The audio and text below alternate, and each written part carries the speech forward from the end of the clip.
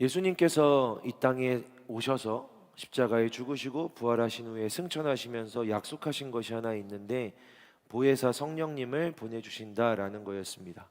그리고 처음 이 땅에 예수님이 약속하셨던 성령님께서 오셨을 때 사도들에게 성령님이 임하시고 그들이 각기 다른 언어로 각기 다른 말들로 하나님 나라에 대해서 이야기하기 시작합니다. 그리고 하나님은 이 이야기가 끝나고 나서 베드로를 통해 예수 그리스도를, 하나님의 나라의 예수 그리스도라는 가장 중요한 이 주제를 선포하게 하십니다. 예수님을 전하게 하신 거죠. 성령님이 처음 오셨을 때 성령님의 은사가 사도들에게 막 부어집니다. 사람들이 이 사도들을, 제자들을 주목하게 되는 거죠. 사람들이 이렇게 몰려들었습니다. 그리고 그때 이 성령님께서 베드로를 통해 예수 그리스도에 대해서 전하게 하십니다. 성령님의 첫 사역으로서 베드로를 통해 하신 일이 예수 그리스도를 전하게 하셨던 일이었습니다.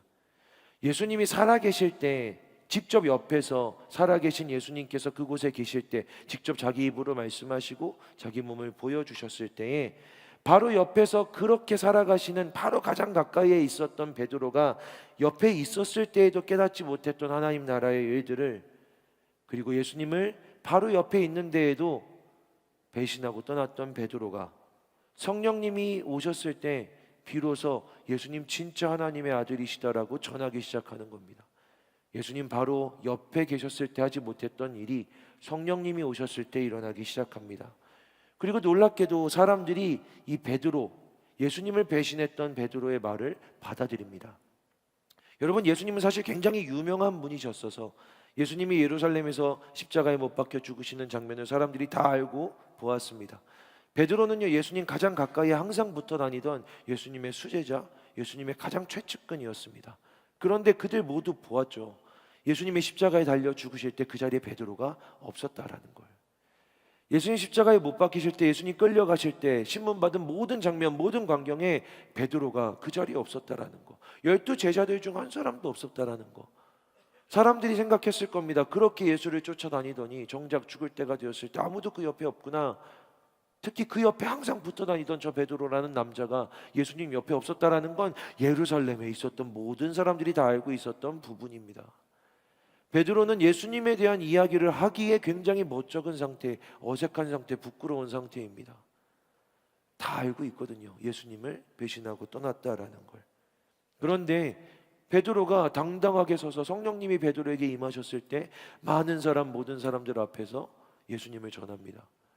예수님께서 하나님의 아들이시라고, 예수님이 너희들을 위해 죽으셨다고, 그런데 부활하셨고 그 사실을 너희가 믿기만 하면 너희가 구원을 받고 회개하고 세례를 받으면 하나님의 나라를 볼 수 있다고 베드로가 전합니다. 배신자였던 이 베드로가, 실패했던 베드로가 전하는데 저 사람의 말을 어떻게 믿을 수 있어? 라고 하는 것이 아니라 사람들이 베드로의 말을 듣고 3,000명이나 그 자리에서 회개하고 세례를 받습니다. 성령님께서 하신 일이기 때문이죠. 여러분, 예수님께서도 직접 이 땅에 살아가셨을 때, 자기 이야기를 직접 하셨을 때, 예수님이 직접 자기 입으로 자기 하나님 나라에 대해서, 하나님의 행하실 일들에 대해서 선포하셨을 때에도 3,000명이 막 회개하고 예수님 따르겠다라고, 제자로 따르겠다라고 했던 일들은 일어나지 않았습니다. 그들이 놀라워하고 예수님을 쫓아다니고 예수님에게 먹을 것을 달라고 하고 예수님을 왕으로 모시겠다라고 했지만, 예수님 앞에서 내가 회개합니다, 내가 돌이키겠습니다, 내가 예수님 따르며 살아가겠습니다 라고 하며 그들이 예수님께 엎드렸던 일들은 일어나지 않았습니다. 예수님이 직접 말씀하셨을 때도 말이죠. 그런데 예수님이 돌아가시고 죽으시고 나서 성령님이 오셨을 때, 성령님이 일하셨을 때, 그때 오히려 예수님이 계실 때보다 예수님을 더 알게 되고 예수님을 믿고 회개하고 예수를 믿는 신도로, 하나님의 백성으로 사람들이 거듭나게 된 겁니다. 베드로를 통해 성령님이 예수를 전하셨을 때, 베드로를 통해서, 베드로라는 실패자의 입을 통해서 성령님이 예수를 전하게 하셨을 때, 그때 진짜 예수가 전해진 겁니다. 진짜 하나님의 백성으로 사람들이 거듭나게 된 겁니다. 사랑하는 여러분, 예수 그리스도는요, 예수라는 복음과 생명은 오직 성령님을 통해서 전해지는 겁니다. 예수님도 자기 스스로를 전하지 않으셨습니다. 예수님도 성령님을 통해서 자신이 전해지게, 예수님이 선포되게 하셨던 겁니다. 그러니 우리의 실패, 우리의 성공을 통해서가 아니라 나라는 사람의 어떤 변수를 통해서가 아니라 성령님이 우리에게 오실 때에만 우리는 비로소 예수를 전하고 예수를 선포하고 예수의 복음을 세상에 드러내게 되는 겁니다. 그리고 성령님이 오실 때에만 세상도 우리를 통해 비로소 예수를 알게 되는 거죠. 고린도전서 12장 3절에 보면 성령으로 아니하고는 누구든지 예수를 주시라 할 수 없다라는 말씀이 나옵니다. 성령님이 예수를 주인으로, 예수를 하나님으로 고백하게 하는 거죠. 그 일이 실제로 사도행전 2장에서 일어난 겁니다. 베드로의 입에서 성령님을 통해서 예수 그리스도가 하나님의 아들이시다, 진짜 메시아다, 그리스도다라고 선포하는 그 일이 일어났고요. 베드로가 그렇게 성령님을 통해서 선포했을 때 사람들이 3,000명이나 되는 사람들이 성령님을 통해서 예수가 하나님의 아들이시구나, 예수가 그리스도이시구나, 예수가 메시아이시구나 라고 고백하는 그 일이 성령님을 통해서 일어나게 된 겁니다. 사랑하는 여러분, 성령님만 이 일을 하시는 겁니다. 마태복음 16장에 예수님이 아직 살아 계실 때에도 이런 일이 한번 일어났었습니다. 예수님이 사람들이 나를 누구라 하느냐라고 물어봤을 때 베드로가 이렇게 고백합니다. 주는 그리스도시요 살아계신 하나님의 아들이십니다 라고요. 예수님은 이걸 너에게 알게 하신 분은 너의 혈육이 아니라 하늘에 계신 너의 아버지이시다라고 알려주십니다. 이건 네가 알 수 있는 일이 아니야. 이건 하나님이 하신 거야. 그러니까 네가 예수를 주시라고, 예수를 하나님의 아들 메시아라고 고백한 거야 라고 예수님 알려주신 거죠. 그런데요 여러분, 베드로가 이 고백을 하고 나서 바로 그 다음 순간에 예수님이 십자가에 못 박히겠다, 죽겠다라고 하시니까 안 된다라고 이야기합니다. 예수님을 막아섭니다. 예수님은 베드로에게 사탄아 내 뒤로 물러가라라고 말씀하시죠. 그 뒤로 어떻게 됩니까? 베드로가 교회를 세우나요? 교회를 세우기는커녕 예수님을 떠나갑니다. 교회를 세우기는커녕 예수님을 배신하고 예수님을 욕하고 십자가의 길에, 예수님이 가시는 그 일에 동참하기는커녕 거기서 도망쳐 나옵니다. 그게 베드로의 모습이었습니다. 그런데요, 성령님께서 오셨을 때, 사도행전 2장에 약속하신 성령님이 진짜로 베드로에게 임하셨을 때, 베드로에게 성령님이 역사하셨을 때, 그때 다시 베드로가 고백합니다. 예수 그리스도께서 하나님의 아들이시라고, 예수 그리스도께서 우리의 구주 메시아라고, 그리스도라고 고백합니다. 근데 이 일을 통해 신도가, 믿는 자의 수가 3,000이나 늘어났다. 예수님이 내가 이 반석 위에 교회를 세우리라 말씀하셨던 것처럼 그때 베드로의 고백, 베드로의 설교, 베드로의 선포를 통해 진짜로 교회가 세워지는 겁니다. 그 한 번의 설교를 통해 3,000명의 신도가, 3,000명의 예수 믿는 자들이 세워진 거죠. 예수님의 말씀대로 진짜로 성령께서 오셔서 베드로가 다시 예수를 주로 고백하게 되었을 때 초대교회가, 진짜 첫 번째 교회가 세워진 겁니다. 성령께서 고백하게 하실 때 예수님의 말씀이 이루어집니다. 성령님께서 오셔서 이야기하실 때 예수님의 말씀이 성취되는 겁니다. 사랑하는 여러분, 우리의 삶에서도 마찬가지입니다. 베드로는요 실패를 경험했습니다. 베드로는 거기서 무너졌습니다. 예루살렘에서 무너졌고, 예루살렘에서 실패했고, 예루살렘에서 배신하고 떠나갔습니다. 그곳에서 베드로는 참담한 자기 실패, 자기의 완전한 절망을 맛보았습니다. 그런데 성령님이 베드로에게 오셨습니다. 베드로가 실패했기 때문이 아니라 하나님이 약속하셨기 때문에 베드로의 어떠함과 상관없이, 지금 베드로가 상태가 좋고 나쁘고와 상관없이, 베드로가 하나님의 말씀을, 예수님의 말씀을 믿고 안 믿고와 상관없이 예수님이 약속하셨기 때문에 성령님께서 베드로에게 임하셨습니다. 성령님이 베드로에게 오신 겁니다. 그리고 그때 베드로의 실패가, 내가 이 반석 위에 교회를 세우리라 말씀하셨던 예수님의 약속이 베드로의 실패와는 상관없이 성령님이 오셨을 때 그 자리에서 이루어진 겁니다.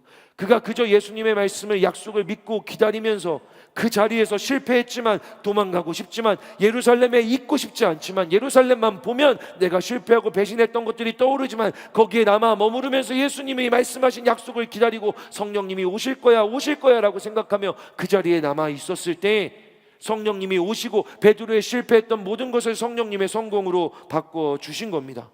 그는요 꿈도 꿀 수 없었습니다. 여러분, 내가 이 반석 위에 교회를 세우리라 약속하셨지만 예수님 배신했잖아요. 예수님 떠나갔잖아요. 어떻게 감히 나를 통해 교회를 세우소서, 나를 통해 교회를 이루어 주세요라고 베드로가 꿈꿀 수 있었겠습니까?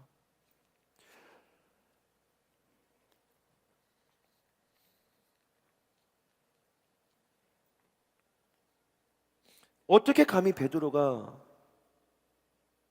예수님이 말씀하신 그 일이 내게 이루어지리라고 기대할 수 있었겠습니까?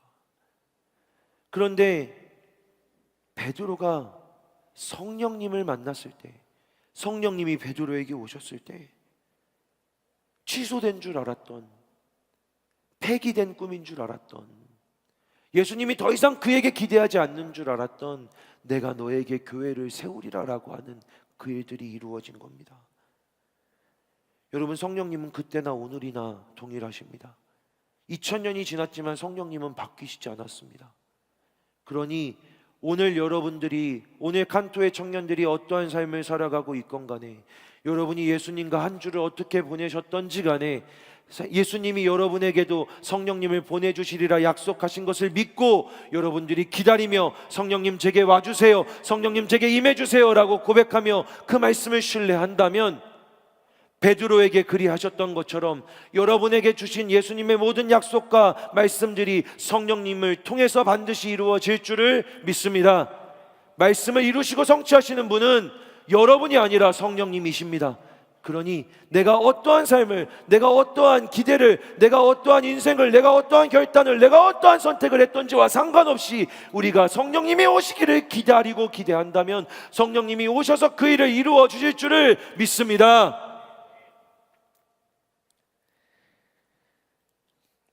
사랑하는 여러분, 지금은요 부활 이후에 기쁨의 50일이라 하여 예수 그리스도의 다시 오심을, 그리고 성령님의 찾아오심을 기다리는 부활절기, 기쁨의 절기, 성령 강림 주일에 끝이 나는 기쁨의 50일이라는 절기입니다. 이 50일 동안 사도들은, 제자들은 성령님을 기다렸습니다. 성령님을 구하고 바랬습니다.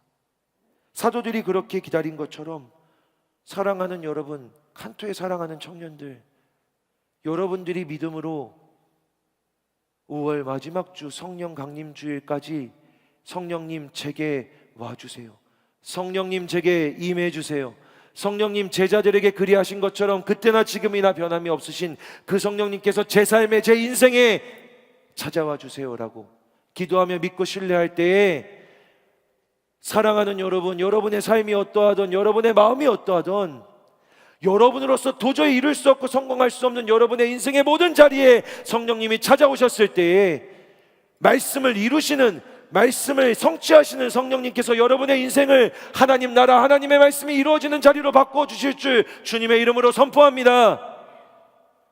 내가 이루어가는 내 인생이 아니라 성령님이 오시면 내 인생에서 성령님이 말씀을 성취하시는 줄을 믿습니다. 성령님을 구하며 기다리는 여러분들 되기를 주님의 이름으로 축복합니다. 여러분, 성령님이 그렇게 찾아오셔서 베드로를 통해 선포하게 되었을 때 3,000명의 신도가 예수님 앞에 서게 됐습니다. 믿는 자들이, 세례받은 자들이 거기에, 이 3,000명의 신도가, 믿는 이들이 세워지게 됐습니다. 교회가 생긴 겁니다. 단 하루 만에, 단 한 번의 설교를 통해 3,000명의 성도가 있는 예루살렘의 교회가 생겼습니다. 그런데 이 초대교회의 모습이 오늘 우리가 읽은 본문을 통해 묘사되어 있는데 이게 굉장히 충격적입니다. 이 교회의 모습이 우리가 읽은 본문입니다. 그들은 사도의 가르침을 받았고 서로 교제했고 떡을 뗐고 오로지 기도하기에 힘썼다라고 성경이 기록하고 있습니다. 초대교회는요 사도의 가르침을, 말씀의 가르침을 받았습니다. 오늘 여러분들이 그렇게 말씀 앞에 서 있는 것처럼 말이죠. 그리고 그들은 또 함께 교제했습니다. 교제가 뭐지? 목장 모임인가? 함께 대화하는 건가? 나누는 건가? 생각할지 모릅니다. 이 교제의 원어는 코이노니아라고 합니다. 코이노니아, 이건 교제, 관계 안으로 들어가는 것인데, 그런데 이 관계 안으로 들어간다라는 이 표현이 그냥 관계가 아니라, 그냥 친숙한 수준의 관계가 아니라 혼인관계, 결혼관계 안으로 들어가는 걸 의미합니다. 코이노니아란 결혼하는 사랑의 관계 속으로 들어가는 것이 코이노니아입니다. 근데 최초의 교회, 초대교회 안에 그런 교제가 있었다, 혼인과 같은, 결혼과 같은 교제가 성도와 성도 사이에 있었다라고 성경은 기록하는 겁니다. 첫 번째 교회, 첫 교회의 공동체, 성도들의 만남, 성도들의 모임은 혼인관계와 같았습니다. 그래서 그들 믿는 사람들은요 다 함께 있었대요. 그들은 항상 함께 있었대요. 함께 살아갔대요. 각자의 집이 있었지만 그들은 실제로 함께 살았습니다. 이렇게 기록되어 있거든요. 물건을 서로 통용했다고, 같이 썼다는 겁니다. 자기 재산과 소유를 아까워하지 않고 서로를 위해 사용했다는 겁니다. 이런 거죠. 여러분들이 오늘 이렇게 설교를 듣고 물건을 서로 통용하는 게 진짜 초대교회에 있었던 서로 사랑하는 그 관계에 있는 그런 모습이구나 라고 하면 여러분은 이제 그래도 되는 겁니다. 예배 끝나고 나가는 목사님을 붙들고, 목사님 제가 내일 좀 블링블링 하고 싶은데 목사님 손에 5개의 반지 중에서 2개만 저한테 주세요. 같이 써요. 주세요도 아니지, 같이 써야지. 그럼 저는 그래, 같이 써야지, 우리는 같이 물건을 쓰니까 하고 이렇게 빼서 주는, 이런 일들이 실제로 벌어졌다는 겁니다. 물건을 같이 쓰는 수준만이 아니에요. 자기 재산을 팔아서 누가 이게 필요하다라고 하면 나누어 줬다, 그것을 사주었다, 그것을 전해주었다라고 초대교회는 보여주고 있습니다. 어떤 사람들은요 이 초대교회의 모습을 보면서 야 진짜 이상적이긴 한데 좀 무서운데? 그지, 무섭지? 약간 이렇게 하자고 하면 여러분 도망칠 거잖아요. 공산주의인가? 유토피아인가? 사유재산은 없는 건가? 모든 것들을 다 함께 소유하는 건가? 두렵고 떨릴 겁니다. 그래서 현실, 오늘 이때에는 실현 가능성이 없지 않은가라고 생각할지 모릅니다. 근데 여러분, 물건을 통용하는 것, 자기 재산과 소유를 기꺼이 팔아서 너와 우리를 위해 사용했던 것은 초대교회의 제도가 아니었습니다. 이건 제도가 아니었다고요. 이건 초대교회가 갖고 있었던 코이노니아, 사랑의 관계였다라고 성경이 이야기합니다. 법이 아니었다고요. 사랑의 관계였다고요. 제도를 만들어서 물건을 함께 써라, 제도를 만들어서 가진 것 다 팔아라라고 했다면 무서운 집단이죠. 두려운 일입니다. 교회가 그렇게 했다라고 한다면 못 다닐 것 같습니다. 그 교회가 존립하지 못했을 것 같습니다. 그러나 초대교회에 이런 제도는 없었습니다, 여러분. 그건 제도가 아니었습니다. 그런데 그런 일들이 생겨난 거죠. 그것도 기꺼이 일어났습니다. 사도들이 가스라이팅 했나? 세뇌를 당했나? 아닙니다. 그들이 혼인관계에 들어갔기 때문입니다. 사랑했기 때문입니다. 사랑했기 때문에 그 일이 일어난 겁니다. 이게 바로 코이노니아에 들어갔던 초대교회의 모습이죠. 서로 물건을 함께 사용하는 겁니다. 여러분 상상해 보세요. 제도 말고요. 제도 말고 여러분 혹시 사랑을 하고 있다면, 여러분이 오늘 사랑을 하고 있는 사람과 함께 앉아 있다면, 오늘 만날 거라면, 지금 날씨 엄청 좋은데 바람이 솔솔 불던데, 그죠?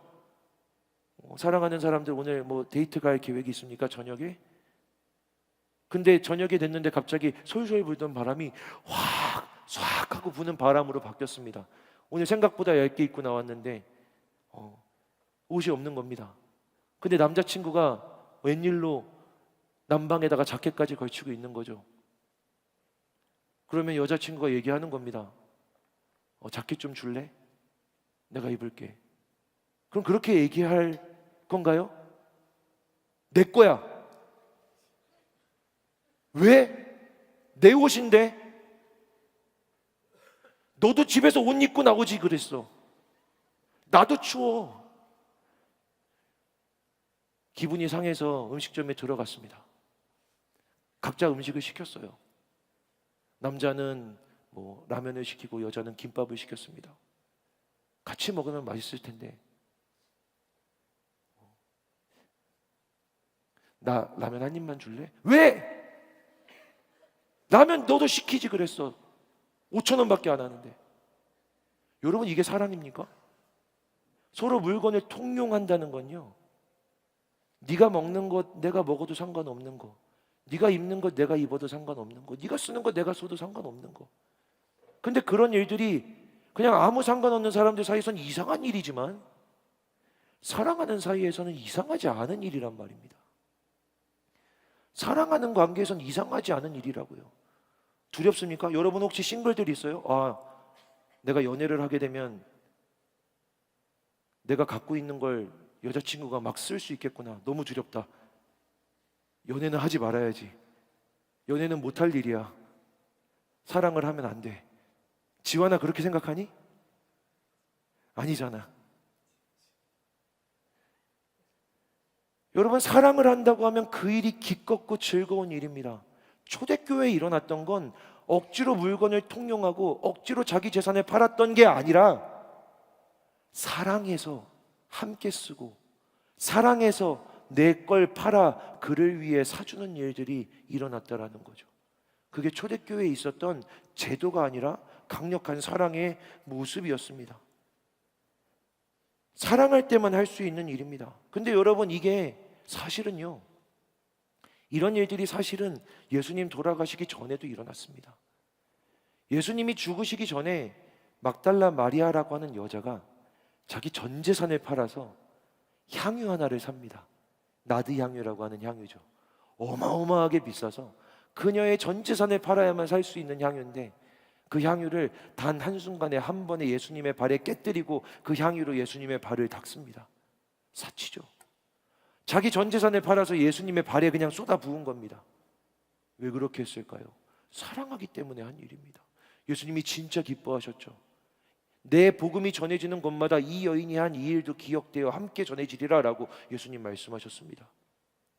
그런데 여러분, 예수님 가장 가까이에서 예수님의 사랑을 받았던 마리아가 했던 일들이, 막달라 마리아가 했던 그 일이 성령님이 오셨을 때, 성령님이 교회에 임하셨을 때, 성령님이 교회의 각 성도들의 3,000명에게 임하셨을 때 그 일이 각 사람에게 일어났다라는 말입니다. 그러니 사랑하는 여러분, 오늘 성령님이 이 교회에, 이 칸토에, 이 모든 예배에 여러분 각 사람의 머리 위에 성령님이 임하여 주셔서 여러분이 해본 적 없는 성령님이 하게 하시는 사랑을, 성도와 지체를 향한 사랑을 여러분들 하게 되시기를 주님의 이름으로 축복합니다. 사랑하는 일이요, 뺏기는 게 아닙니다. 목장의 지체를 사랑하는 일이요, 함께 예배하는 이들을 사랑하는 일이요. 막 뺏길까 봐 두려워요. 내 거 저 사람이 달라고 할까 봐 두렵습니까? 설교를 잘못 사용하면 안 돼요.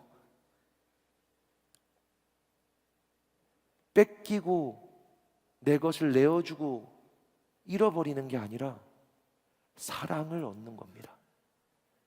경험해 본 적 없는, 세상이 알지 못하는 사랑을 초대교회가 알고 얻게 된 겁니다. 저는 한수망 청년교회 칸토에 성령님이 임하여 주셔서 각 사람에게, 각 목장에 세상은 알지 못하는 사랑이 경험되게 하실 줄을 믿습니다. 여러분, 이 교회에 나와 있어 이 교회에서 지체와 목장과 이 공동체와 함께하는 가운데 하나님의 사랑은 이런 거구나 경험하게 되는 축복이 여러분 인생의 이 특별한 시간에 임하게 되기를 주님의 이름으로 축복합니다. 사실 하나님이요, 이스라엘 백성들에게 처음 율법을 주셨을 때 그 법은 십계명이었습니다. 십계명의 앞부분은요, 하나님 사랑하라는 이야기예요. 뒷부분은 이웃을 사랑하라는 이야기죠. 제도였습니다. 처음에는 사랑이 제도였어요. 처음에는 사랑이 법이었어요. 그런데 이 법과 제도를 받은 이스라엘 백성들은 하나님을 사랑하지 않았습니다. 하나님의 말씀을, 하나님의 제도를 지키지 않았습니다. 그렇게 구약 내내 지나가다가 예수님이 이 땅 가운데 오십니다.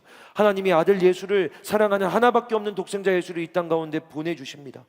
우리에 대한 하나님의 사랑이 우리의 죄와 상관없이 우리가 아직 죄인 되었을 때 그리스도께서 우리에게 오시고 우리를 위하여 죽으심으로 우리에 대한 하나님의 사랑을 확증하시는 일로 드러납니다. 무슨 일입니까? 하나님은 사랑을 하고 싶으십니다. 하나님은 사랑을 법으로까지 주셨습니다. 그런데 그 법을 지키지 않아요. 그러자 아들 예수를 보내주십니다. 그리고 예수님을 통해 너의 사랑이 아니라 내가 너를 사랑한다라는 걸 확증해 주십니다. 하나님의 사랑이 우리에게 확증된 겁니다. 사랑은 양방향이, 양쪽이, 양 대상이 하는 거잖아요. 이 사람과 이 사람이 함께 사랑을 하는 거잖아요. 아무리 사랑하라고 말해도 사랑을 하지 않으니 하나님이 먼저 사랑을 확증해 주십니다. 내가 사랑한다고, 알지 못하지만 모르지만 나를 미워하지만 나는 너를 사랑한다고 아들 예수를 보내서 내 아들 하나밖에 없는 아들을 너를 위해 죽이게 함으로 너에게 내 사랑을 확증한다라고 예수를 보내주신 겁니다. 그리고 예수께서 십자가에서 죽으시고 하늘로 가시면서 성령님을 너희에게 보내주실 거야, 성령님이 너희와 함께 하실 거야 라는 약속을 하십니다. 그 성령님이 우리에게 오셨거든요. 성령님이 오셔서 하신 일이 무엇인지 아십니까? 우리가 그 사랑을 깨닫게 하신 겁니다. 여태까지는 예수님이 이 땅에 살아 계셨는데도 몰랐어요. 예수님이 이 땅에 오셔서 실제로 그들의 눈앞에서 죽으셨는데도 몰랐어요. 내가 너를 사랑해서 너희들의 발을 닦아주신다라고 하면서 그들의 발을 종과 같이 되어서 무릎을 꿇고 눈물을 흘리며 닦아주셔도 몰랐어요. 사랑인 줄을 알지 못했다고요. 함께 살아가며 함께 지내며 하나님의 아들인 예수 그리스도께서 그들과 함께 죽고 그들과 함께 자고 그들과 함께 먹었는데 그들은 알지 못했어요. 사랑이신 줄 몰랐다고요. 날마다 밤마다 쉴 때마다 걸을 때마다 말씀하시고 가르쳐 주시면서 계속해서 그들이 뭐라고 물어볼 때마다 대답해 주시는 것들이 사랑인 줄 몰랐어요. 깨달아지지 않았어요. 그게 어떤 마음인지 몰랐다고요. 그런데 성령님께서 오셔서 성령님께서 제자들에게 성령님께서 그들에게 오셔서 예수님이 하신 일들을 다시 깨닫게 하신 거예요. 다시 떠오르게 하신 거예요. 예수님이 말씀하셨거든요. 요한복음 14장 26절에서 보혜사 성령께서 너에게 오시면 내가 너에게 말한 모든 것들을 생각나게 하고 가르쳐 주시리라라고. 예수님이 바로 옆에서 알려주시는데도 그들은 몰라요. 예수님이 바로 옆에서 그들을 사랑하시는데도 그들은 느끼지 못해요. 그런데 성령님이 오시니까, 성령님이 그들에게 오시니까 성령님이 하시는 일이 있는데 예수님이 나를 사랑하셨었구나라는 사실을 그들이 깨닫게 하신 거예요. 아, 그게 사랑이었구나라는 걸 깨닫게 하신 거예요. 그 십자가에서 죽으시면서 끝까지 아무 말도 하지 않으시면서 고통을 참으시고 끝까지 죽기까지 순종하신 게 나를 향한 사랑이었구나라는 걸 그들이 성령님을 통해서 깨닫게 된 거예요.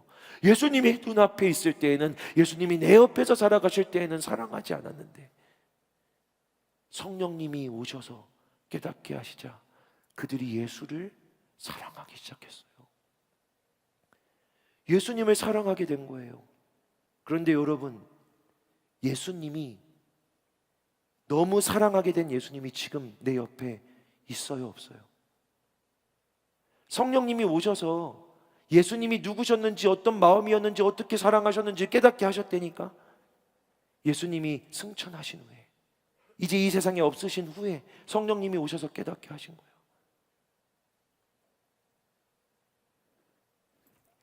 여러분, 예수님이 이렇게 가까이 계셨다니까요. 이렇게 가까이서 살아가셨다고, 옆에서 살아가셨다고, 옆에서 사랑해 주셨다고, 옆에서 함께 하셨다고. 나라가 맨날 저 이제 취업해요, 기도해 주세요.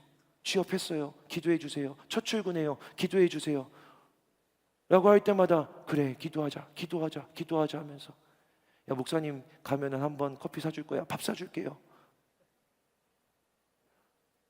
광진구 구이동 너무 멀어서 못 갈 것 같은데 큰 맘 먹고 갔어. 안 갔어요 아직. 큰 맘 먹고 갔어. 가서 밥 먹고 같이 시간을 보내고 했어요. 그러다가 어느 날 목사님도 사라진 거지. 뭐 떠날 수 있잖아요. 없어질 수 있잖아요. 그런데 누군가 목사님이 썼던 일기 안 써요? 일기를 보여준 거예요. 아, 오늘 나라가 광진구 구이동에 있는 자기 호텔에 오라고 하는데 너무 멀다. 시간이 하나도 없는데 그래도 사랑하니까 가야지. 갔다 왔는데 아, 나라가 좋아하는 거 보니까 광진구 구이동에 갔다 오느라고 아무 일도 하지 못했지만 좋아하는 걸 보니 마음이 기쁘다. 막 이렇게 쓴 일기를 보게 됐어. 그런데 아, 목사님이 날 그렇게 사랑했구나라는 걸 알게 됐는데 목사님은 없어.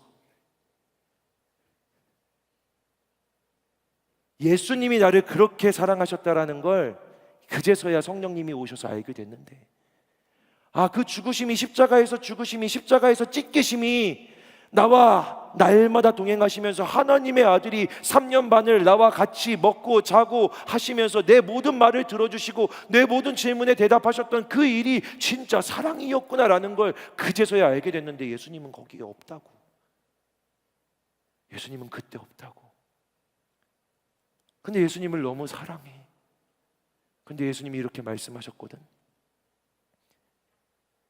나는 머리고 너희의 형제들은 내 몸된 지체들이다. 나는 없지만 이제 교회가 내 몸이다. 하나하나가 나의 몸, 나의 지체, 내 사랑하는, 내 핏값을 주고 산 내 사랑하는 자들이다. 예수님이 말씀하신 게 떠올라. 내가 예수를 눈앞에 두고 사랑할 수는 없는데 이 교회가 예수라고 하신 게 성령으로 깨달아져. 믿고 이해 안 되는 사람들이 너무 많은데 그때부터 성령님을 통해 이 교회가 예수로 보이는 거예요. 그게 초대교회에 일어났던 일이에요. 여러분, 예수님의 제자들 12명인데 안 친했어요. 예수님의 제자들은요, 예수님 십자가에 못 박히시기 전까지 엄청나게 싸웠던 사람들이에요. 그러니까 예수님이 십자가에 못 박히시기 전까지도 마지막으로 부탁한 게 제발 서로 사랑해라예요. 12명인데 앉아가지고 서로가 서로한테 야, 제가 뭐라고 했는지 한번 예수님한테 물어봐봐.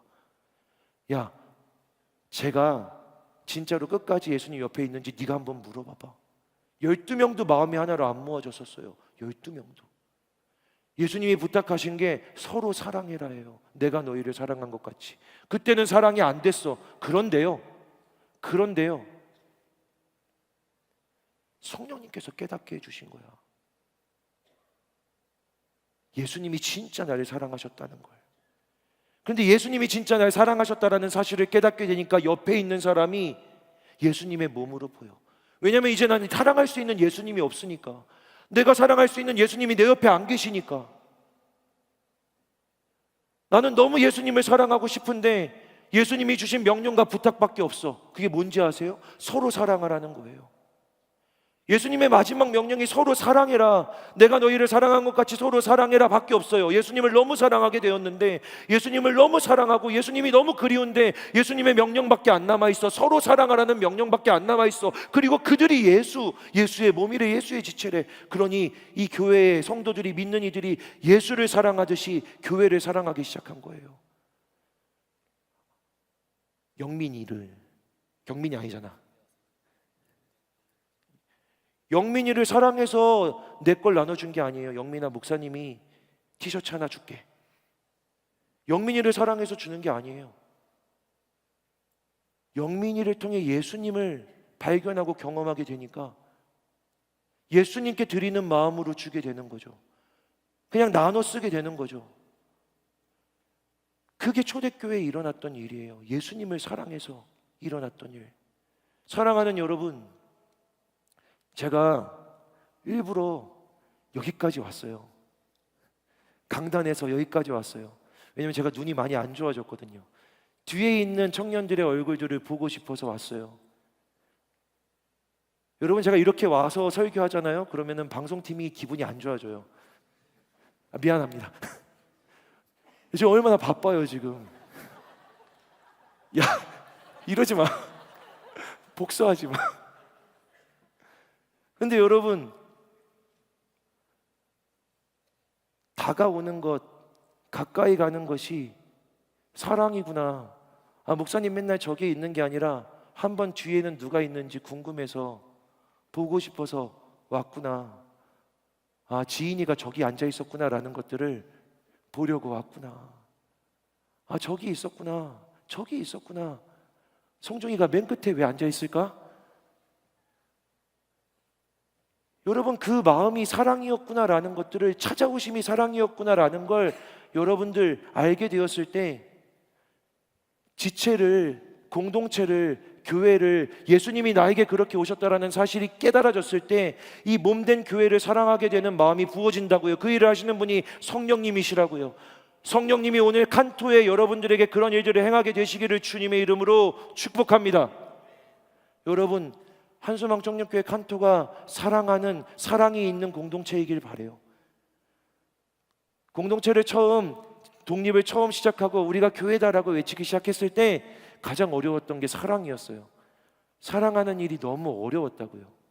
왜냐면 서로 안 맞으니까, 마음에 안 드는 사람들이 있으니까. 여기와 저기 이름을 모르는데 무슨 사랑이야 라는 생각이 들어요. 나한테 이렇게 해코지 하는데 어떻게 사랑할 수 있어 라는 마음이 들어요. 나한테 인사를 안 하던데요? 어떻게 사랑하죠? 저도 인사 안 할래요 라는 생각이 들어요. 그런데 맨날 교회는 사랑이다, 사랑이다 라고 이야기하면서 우리 교회는 사랑이 없다라고 하면서 절망하고 낙심하고 있었던 그때에 성령님이 오시면 성령님이 기억하게 하시는 거예요. 예수님이 얼마나 사랑하셨는지. 그래서 그때부터 이 사람이 예수의 몸으로 보이는 거예요. 내가 눈앞에 예수를 사랑할 수 없는데 여기에 예수의 몸, 예수의 지체, 예수께서 피 흘려 사신 사람들이 있다는 걸 너무 마음으로 믿어져서 예수를 사랑하듯이 이 사람을 사랑하게 되는 거예요. 여러분, 예수를 사랑하는 기쁨이 얼마나 큰지 여러분들이 경험하게 되기를 주님의 이름으로 축복합니다. 여러분, 그런 마음 없으세요? 하나님 사랑하고 싶지 않으세요? 하나님 사랑해서 기뻐하고 싶지 않으세요? 예배드리며 찬양하며 말씀을 들으며 기도하는 가운데 하나님을 너무 사랑해서 하나님이 부어주시는 기쁨과 즐거움을 누리고 싶지 않으세요? 아, 저 사람들은 왜 저렇게 찬양할까? 저 사람들은 왜 이렇게 기뻐하며 즐거워하며 찬양할까? 왜 저 사람들은 말씀을 들으며 눈물을 흘릴까? 왜 저 사람은 저렇게 부르짖어 기도할까? 예수님 사랑해서 그러는데 나도 사랑하고 싶다, 나도 그 사랑을 경험하고 싶다라는 마음이 여러분에게 없으세요? 그 사랑을 주시는 분은 성령님이십니다. 그러니 여러분, 말씀을 믿고 성령님 주신다고, 예수님이 너희들에게 보내주신다고 약속하셨으니 약속하신 그 성령님 제게도 찾아와 주세요라고 기도하는 오늘 예배의 시간이 되기를 주님의 이름으로 축복합니다. 사랑하는 여러분,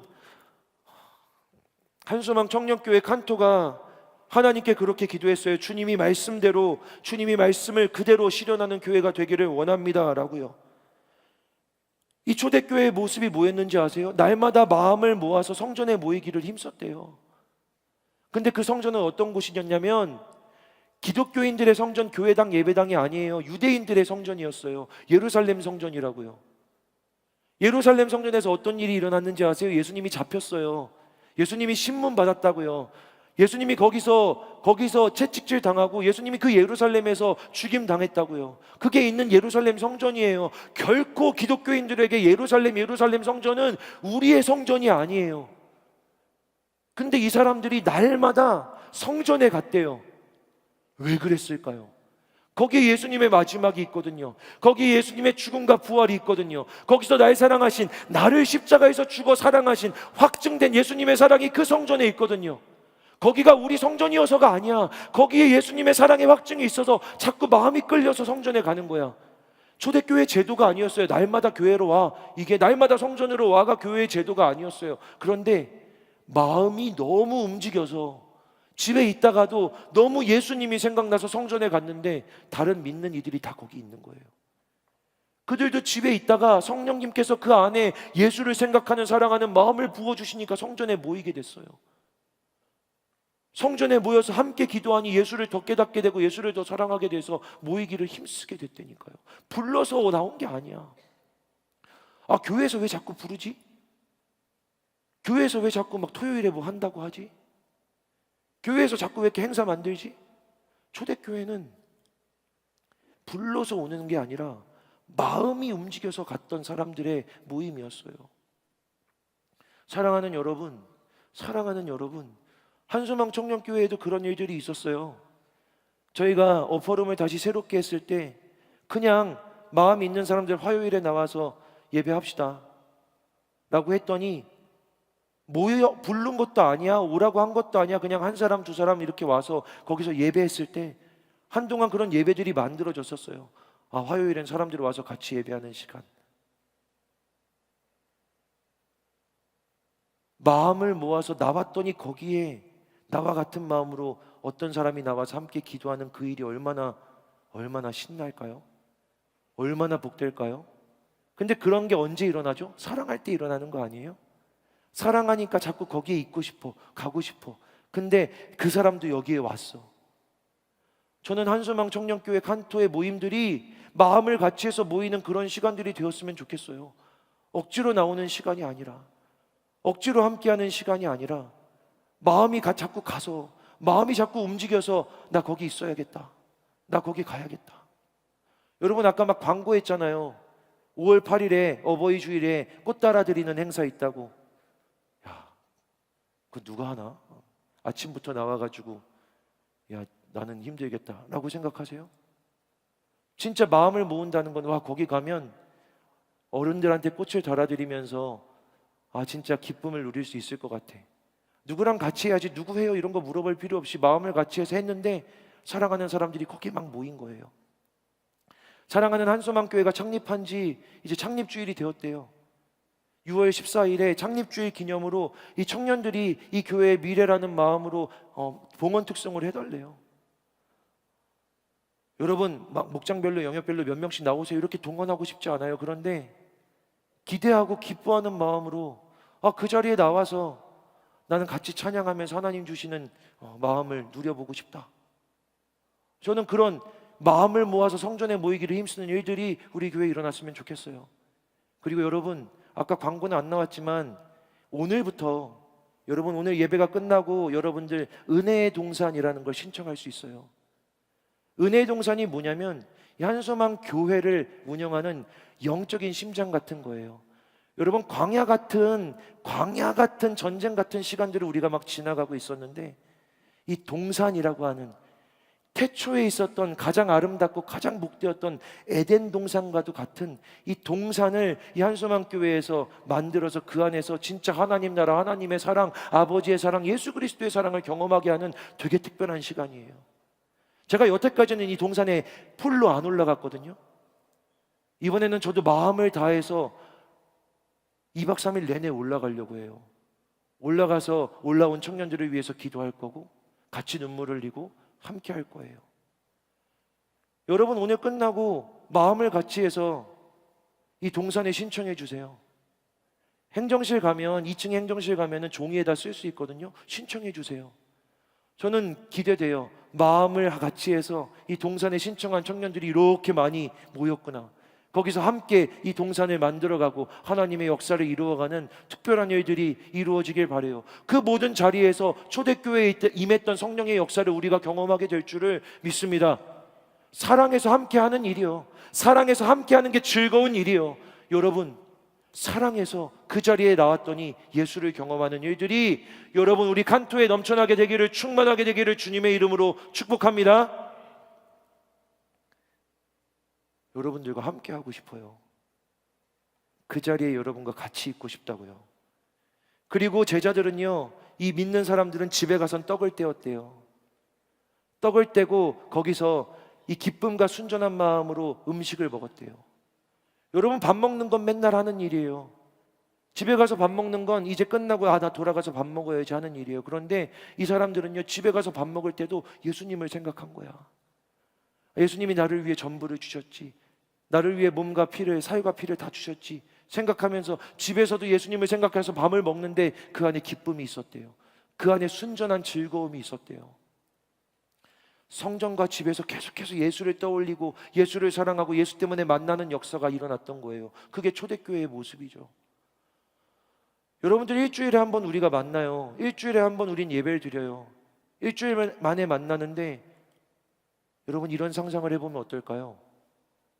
내일 월요일 집에 가서 아침을 먹는 우리의 아침의 기도의 고백이 동일하다. 내일 우리가 같은 말씀을 붙들고 살아가고 있다. 나 혼자 신앙생활 하는 게 아니었구나. 청년교회 전체에 성서일가가 나가요. 매일같이 말씀을 붙들고 있다고요. 같은 말씀으로 함께 공동체가 함께 말씀 앞에 서고 함께 기도하는 일들이에요. 여러분 하는 사람도 있고 안 하는 사람도 있죠. 그런데 여러분 모두에게 열려 있어요. 아침마다 목사님 아침 10시에 라이브로 이 성서일가 진행하거든요. 나중에 언제든 볼 수 있어요. 그때 참여하는 사람들이 한 30명 돼요. 아침마다. 그때 참여하지 않아도 하나님 말씀을, 같은 말씀을 우리가 읽어 나가는 거예요. 같은 말씀을 집에서도 읽고 같이 묵상하면서 하나님 나라를 집에서도 함께 살아가는 거예요. 여러분 저는요 사실 막 최근에 힘든 시간들, 마음이 어려운 시간들을 되게 많이 지나갔어요. 지금은 되게 밝아졌잖아요. 지금은 많이 괜찮아졌거든요. 그런데 그냥 저였으면 숨고 싶었을 것 같은데, 그냥 너였으면 도망치고 싶었을 것 같은데, 연락 끄고 사라지고 싶었을 것 같은데, 매일 아침 10시에 공동체와 함께 이 말씀 성서일가를 한다라는 이 한 가지 사실 때문에 약속되어 있다라는, 저에게는 식사와 밥과 생명과도 같은 이 성서일가를 함께 한다라는 사실 때문에 도망치지 않고 그냥 붙어 있을 수밖에 없었어요. 명절에도 10시에 그냥 거기에 있을 수밖에 없었다고요. 근데 그 자리를 계속 지키다 보니까 내가 그 자리에 나올 때 내가 기쁘던 밟던, 여러분 아침부터 제가 미리 말씀드린데 아침 10시에 성서일가 라이브 들어오잖아요. 목사님 엄청 다운돼 있어요. 제가 저혈압이거든요. 아침에 기분이 그렇게 좋지 않아요. 목소리도 되게 낮다고요. 막 다운돼 있는데 오셔서 여러분들이 기쁠 일은 별로 없어. 목사님은 재미도 없거든요. 그래서 시작해서 한 10분 12분 하는데 여러분들 그걸 보면 미안합니다. 여러분도 다운될 수도 있어요. 그런데 저는 그냥 아침에 그 말씀을 붙들고 이 하루를 살아간다라고 그냥 계속해서 드러내고 있는 거예요. 그런데 그걸 3년 넘게 하고 있다고요. 그러다 보니 그냥 함께하는, 그 시간에 함께하는 일들도 생기고 PDF로 자기의 시간에 함께하는 사람들이 생겼어요. 그들이 붙들고 지탱하는 게 느껴진다고요. 사랑이 느껴진다고요. 아, 그냥 거기에 사람으로 있는 거구나. 집에서 기쁨과 순전한 마음으로 음식을 먹었다라고 하는 건 함께 같은 말씀, 같은 고백, 같은 신앙으로 집에서도 살아갔다라는 거예요. 한서방 청년교회 칸토가 매일같이 이어지는 이 말씀, 같은 하나님의 은혜의 양식을 함께 먹고 함께 나아가게 되기를 간절히, 주님의 이름으로 간절히 소망합니다. 여러분, PDF 나눠드릴 테니까 한번 해보세요. 그 말씀을 매일 공동체가 같이 읽고 있다라고 생각해 보세요. 오늘 나만 이 말씀에 붙들고 살아가는 게 아니라 이 공동체에 이 400명의 청년들이 함께 같은 기도를 하고 있다라고 상상해 보세요. 여러분, 여러분의 신앙이 달라집니다. 여러분의 믿음의 여정이 외롭지 않게 된다고요. 초대교회에는 그런 일들이 있었어요. 한소망 청년교회 칸테에도 그런 역사가 일어나게 되기를 간절히 기도합니다. 내일 아침 10시예요. 여러분, 이렇게 초대교회가 신앙생활을 했거든요. 이 모든 게 다 사랑이었어요. 예수를 사랑해서 공동체를, 지체를 사랑하는 것 뿐이었어요. 근데 그저 사랑했을 뿐인데, 그저 사랑해서 너에게 내 물건을 통용하고 같이 쓰고 같이 기도하고 같이 밥을 먹고 같이 모이기를 힘썼을 뿐인데 어떠한 일이 일어난지 아세요? 어떠한 일이 일어났냐면 사람들이 그걸 이들의 하나님을 향한 찬송으로 보고 하나님을 향한 노래로 보고 거기서 끝난 게 아니라 그들을 칭송하기 시작했대요. 칭찬하기 시작했대요. 그들을 찬송하기 시작했대요. 하나님을 찬송한 게 아니야. 교회를 칭송하기 시작했다고요. 여러분이 어때요? 여러분이 요즘 세상에 나가서 사람들한테 나 교회 다닌다라고 말하는 거 당당한가요? 나 예수 믿어라고 말하는 거 어떻게 떳떳하고 자랑스러운가요? 이 세상에서 예수 믿는 일, 교회 다니는 일은 막 자랑스러운 일인가요? 근데 이때 그랬대. 예수 믿는 일이 칭송받을 일이었대. 왜 예수 믿는 일이 칭송받은 일이었을까? 그들이 사랑했거든. 세상에 없는 사랑이 그들에게 있었거든. 아, 저들은 진짜 사랑하는구나. 세상이 알 수 없는 기적 같은 사랑을 하는구나. 그들이 볼 수 있었거든. 한소망 청년교회 칸토의 그런 기적 같은 사랑이 성령님을 통해 일어나게 되기를 여러분, 저는 간절히 기도합니다. 함께 기도해 주시기를 부탁드립니다. 여러분은 안 할 거예요? 여러분은 그런 사랑을 여기서 누리고 싶진 않아요? 물건을 뺏길까 봐 걱정되나요? 여러분, 저는 칭찬받고 싶어요. 한소망 청년교회 칸토가 칭찬받았으면 좋겠어요. 근데 그 칭찬받는 유일한 길은 서로 사랑하는 거래요.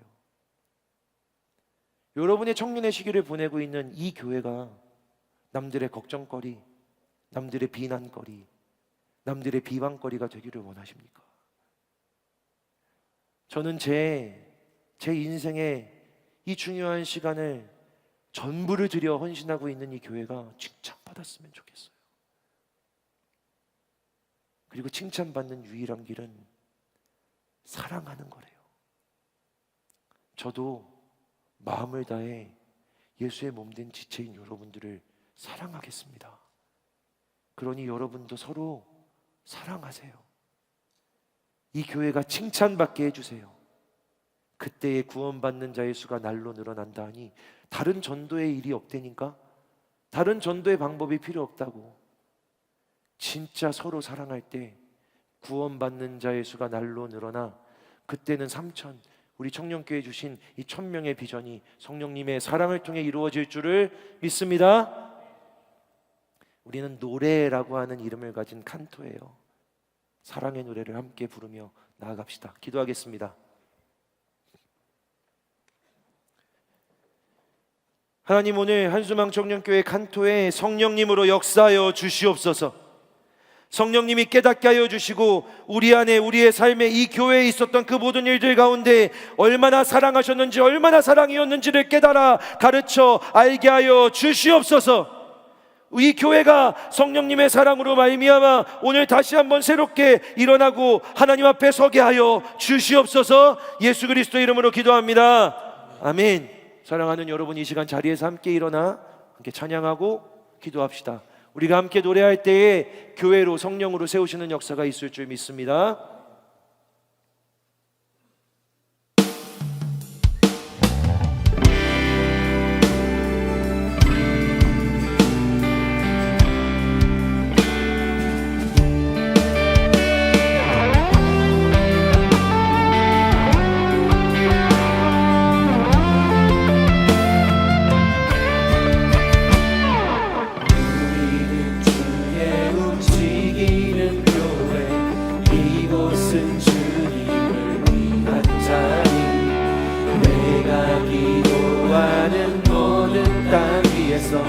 하나님 예배받을 그날을 보내야 돼.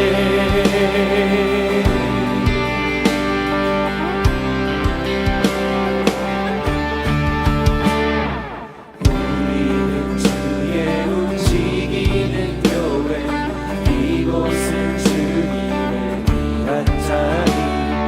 내가 기도하는 모든 땅 위에서 하나님 예배받을 그날을 보내야 돼. 나의 노래로 주님의 성전을 지으리. 높임을 받으소서. 이스라엘의 찬송 중 거하신 주님은 거룩하십니다. 들어 주님의 보좌를 만들고 온 만당에 경배하리. 구름 날개 사이에 임하신 것처럼 내 위에 임하소서. 아멘. 우리는 주의 움직이는 교회, 이곳은 주님을 위한 자리. 내가 기도하는 모든 땅 위에서 하나님 예배받을 그날을 보내야 돼. 아멘. 나의 노래로 주님의 성전을 지으리. 높임을 받으소서. 이스라엘의 찬송 중 거하신 주님은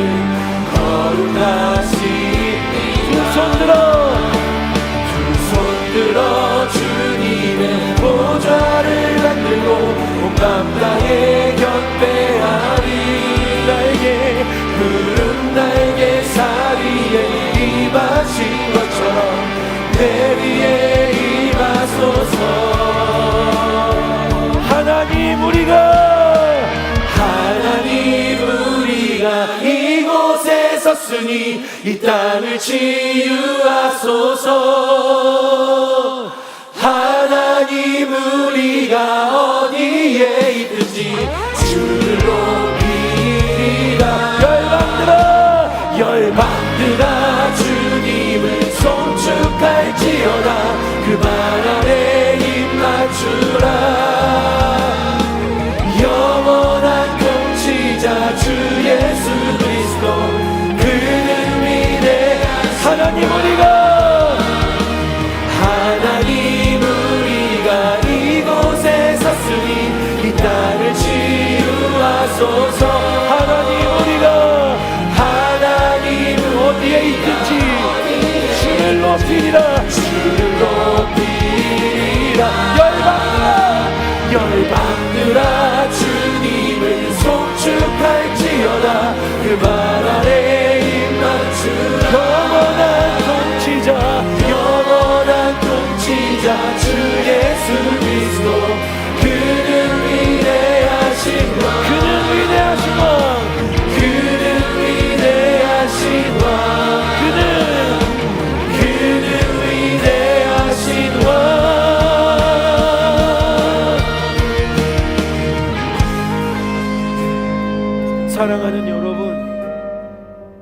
한소망 청년교회 칸토, 이 칸토에 갖고 있는 첫 번째 비전이 무엇인지 아십니까? 우리는 하나님이 부르시는 사랑의 노래 칸토입니다. 사랑의 노래, 우리가 부르는 노래, 칸토가 부르는 노래, 칸토의 신앙, 칸토의 목장, 칸토의 고백은 하나님이 부르시는 사랑인 줄 믿습니다. 아멘. 그게 초대교회의 모습이었습니다. 성령님이 오셔서 진짜 사랑을, 진짜 강력한 사랑을, 세상에 없는 사랑을 그 교회에 부어주셨고, 그 사랑이 이 교회가 세상 가운데 칭송받게 했습니다. 주님, 우리 칸토도 주님이 주신 이름답게 하나님이 부르시는 사랑의 노래가 되게 하여 주시옵소서. 이 교회, 우리의 목장에 사랑이 충만하게 넘치게 하여 주시옵소서. 우리 이 시간 이 교회가, 우리 공동체가 사랑으로 충만하게 해주시라고, 성령의 사랑으로 새롭게 되게 해달라고 주의 이름 외쳐 부르며 기도합니다. 주여,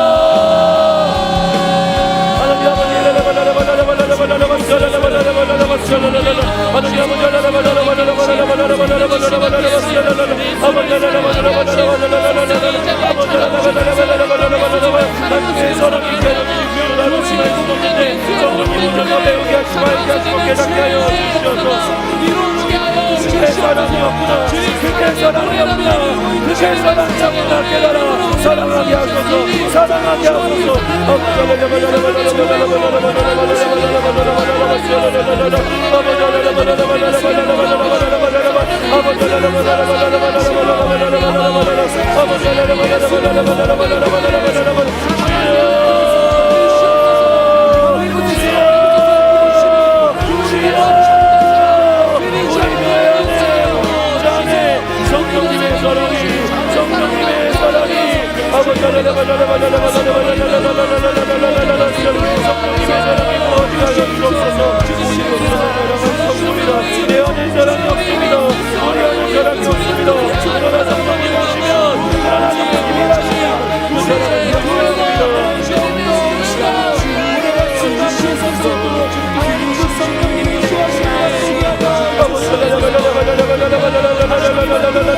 간구의 노래가, 간구의 사랑의 노래가, 하나님이 원하시는 사랑의 노래가 성령의 노래가 되어 주님처럼 이 교회가, 이 공동체가, 이 목장이 주님의 사랑을, 주님의 사랑을, 하나님의 사랑을 누리며 영원하게 하여 주시옵소서. 주님 모든 영역에, 모든 자리에, 하나님 공동체에 아버지 하나님의 행치고 있는 모든 이들에게 주님의 사랑을, 주님의 사랑을 더하여 주시옵소서. 나의 노래로 주님의 성전을 지으리. 높임을 받으소서. 이스라엘의 찬송 중 거룩하십니다. 두 손 들어 주님의 보좌를 만들고 온 맘 다해 경배하리. 푸른 날개 사이에 임하신 것처럼 내 위에 우리 한 목소리로 하나님 우리가 이곳에 섰으니 이 땅을 치유하소서. 하나님 우리가 어디에 있지 주를 높이리라. 열방들아 주님을 송축할지어다. 그 발 아래 입 맞추라. 영원한 통치자 주 예수 그리스도. 그는 위대하신